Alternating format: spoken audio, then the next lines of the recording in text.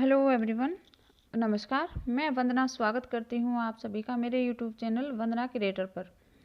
ये है सेब, एक खीरा, एक नींबू और थोड़ा सा पालक। पालक होगा 150 ग्राम के लगभग। और इन सबको मैंने धो लिया है। धोने के बाद पालक को डाला मैंने जार में और बनाने जा रही हूँ मैं आज स्मूदी।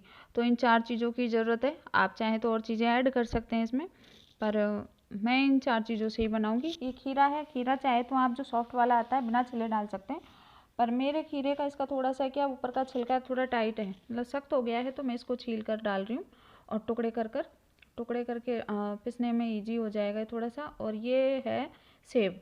मैं इसका ऊपर नीचे का जो डंठल होता है उसको काट दूंगी और बीच में से जो बीज वाला हिस्सा है वो निकाल दूंगी। उसको निकालने के बाद इसके टुकड़े करके डालूंगी मैं जार में। तो बीज तो आप निकाल ही दें, बीजों को इसमें नहीं जाने दें जार के अंदर। तो हेल्दी है, एकदम सुरक्षित है, कोई भी पी सकता है इसको, बच्चे से लेके बूढ़े तक। एकदम प्राकृतिक, कोई इसमें केमिकल की मिलावट नहीं है। मैंने सब कुछ डाल दिया। और एक नींबू है उसको मैंने कर दिया साइड में। आप चाहें तो नींबू का रस अभी इसी टाइम इसमें डाल सकते हैं, मतलब इसको मिक्स करते समय। मैं क्या बाद में डालूंगी, इसलिए मैंने नींबू को हटा दिया है। तो देखिए मैंने जार बंद करके और इसको रख दिया है मिक्सी के ऊपर। मैं इसको पीसने जा रही हूँ। अगर पिस्ता नहीं है तो आप इसमें आधा गिलास पानी डालें, इससे ज़्यादा की इसमें बिल्कुल ज़रूरत नहीं, क्योंकि पालक खुद में ही पानी बाद में छोड़ता है। तो शुरू में ही डालें। अगर नहीं पिस रहा है तो बाकी डालने की ज़रूरत नहीं है।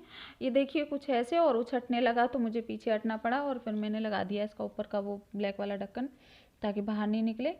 और पिसने के बाद देखिए कुछ ये ऐसी होगी है। मैं ढक्कन खोल के बताती हूँ आपको। इसको छानने की आपको बिल्कुल भी ज़रूरत नहीं है, पर मैं छानती हूँ क्योंकि मेरा छोटा वाला बेटा है, वो नहीं पीता है बिना चने, तो इस चक्कर में मुझे ये छानना पड़ता है। आप बिल्कुल नहीं छाने, क्योंकि बिल्कुल बारीक पिसा है वो। और चाहे तो और भी आप उसको बारीक पीस सकते हैं, तो उसको छानने की ज़रूरत ही नहीं है। ये कपड़ा है, हमेशा 2 कपड़े रखती हूँ मैं अपने पास, क्योंकि मैं लगभग हमेशा ही ये बनाती हूँ। आंवला, चुकंदर, बाकी उनका जूस तो लगभग पर डे ही बनता है, पर आज मैंने ये थोड़ा सा अलग बनाया स्मूदी, तो ये मैं शेयर कर रही हूँ आपके साथ।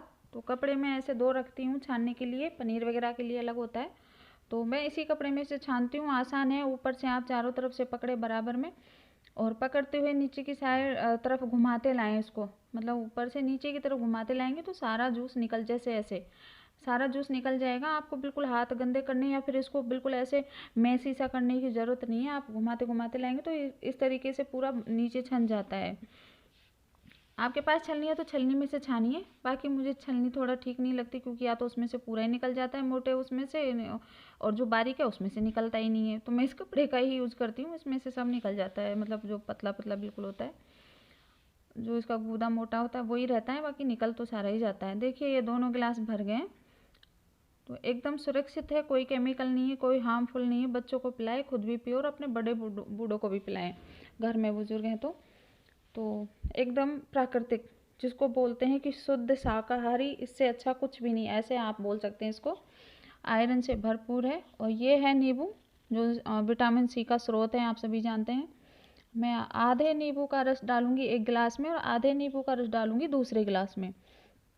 आप पहले भी इसको डाल सकते थे, पर मैंने इसको बाद में ऊपर से डालना ज़्यादा सही समझा। तो देखिए ये है मेरे पास नींबू का रस निकालने का, लकड़ी का है मेरे पास, स्टील या उसका नहीं है, प्लास्टिक का। तो उसमें डाल दिया है मैंने 1 गिलास में। अब दूसरे गिलास में मैं डाल रही हूँ।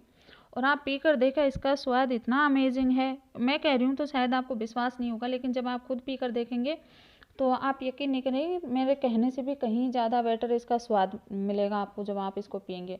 तो उम्मीद है आपको मेरी ये रेसिपी पसंद आई होगी। पसंद आए तो प्लीज़ लाइक कीजिए, शेयर कीजिए, सब्सक्राइब कीजिए। मिलती हूँ मैं अपनी अगली नई रेसिपी के साथ मेरे अगले वीडियो में।